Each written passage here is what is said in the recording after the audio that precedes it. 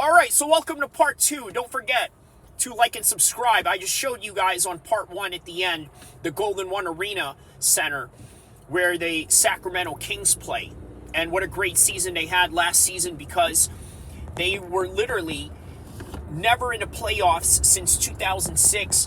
And ever since then, well, it was their first time in the playoffs since 2006. And it was a remarkable season. And on top of that, 4 California teams were all involved in the playoffs. The Lakers, the Golden State Warriors, the Clippers, and the Sacramento Kings, all 4 California teams. So it was a great time. And speaking of California, we're about to pass the Golden Bridge in Sacramento right now. So what I was saying about James Johnson and Jon Jones is that this fight is never going to happen because they play too many games, the NBA. And when you play too many games, I mean, there's just only so much room for you to do MMA training. Now, suppose he leaves the NBA. Okay, I don't know what type of hypothetical world that could be possible, but let's entertain it anyway. He leaves the NBA, goes into fighting, trains, maybe has a couple of matches, or maybe not. Maybe he just trains and then goes straight away into the Jon Jones fight. How will he do? In all honesty, I don't know if the guy has the wrestling pedigree. Okay, and by the way, I've heard of an NBA player that has had combat sports records before they got into the NBA, or while they were playing college basketball and high school basketball or something to that effect, where they had a few amateur kickboxing matches or this and that. I don't know if this is the same guy. But nonetheless, if it is the same guy, let's be honest, he has no chance in the world, okay? Not whatsoever. Now, the other experience I had training with an NBA athlete was none other than Kenny Thomas, who was part of the Houston Rockets championship team during the Hakeem Olajuwon days, okay?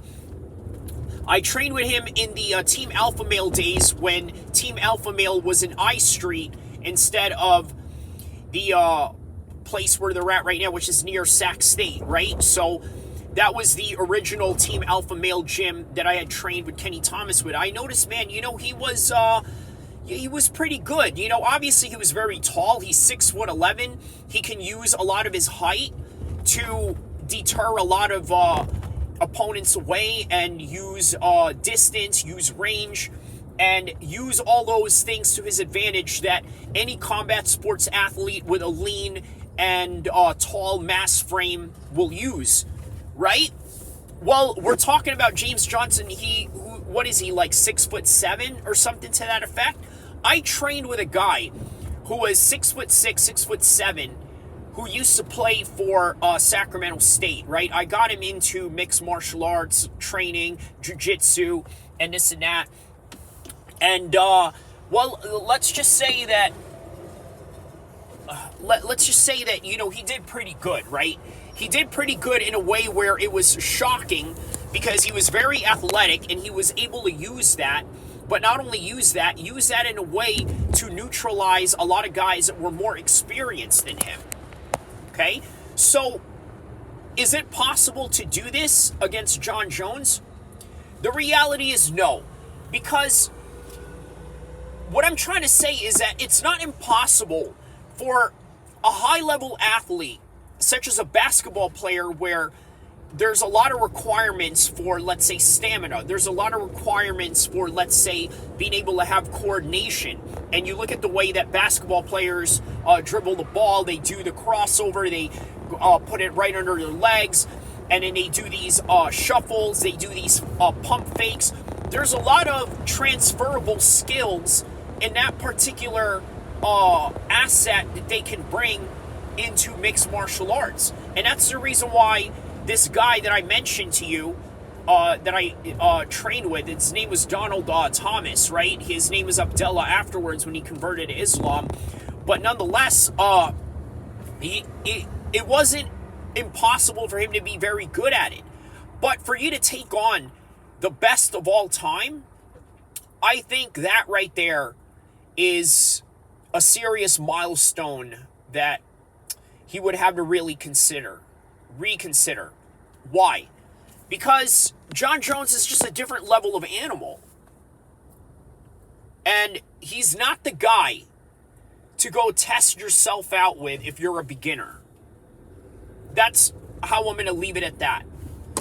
Jon Jones is not a guy to test yourself if you're a beginner, no matter how athletic you are. Because guess what? He's also athletic. He's also very fast. He's also very explosive when he wants to. But he's also very highly skilled, very talented, and also highly technical. Now, that's the one thing that I think a lot of people are missing on Jon Jones, is how technical he is. Why do people miss out on that? Well, because of the fact that they just want to assume he's only all athleticism, height, and reach, and all that. But in reality, yes, he's technical because he's able to use his height in a way that, let's say, other people that are tall and big can't use or use to their advantage. For example, Stefan Struge. He never really was able to use his 6'11", 7-foot frame to his advantage. David Price in boxing is another great example of that. The guy gets chinned almost every other week by shorter and smaller guys.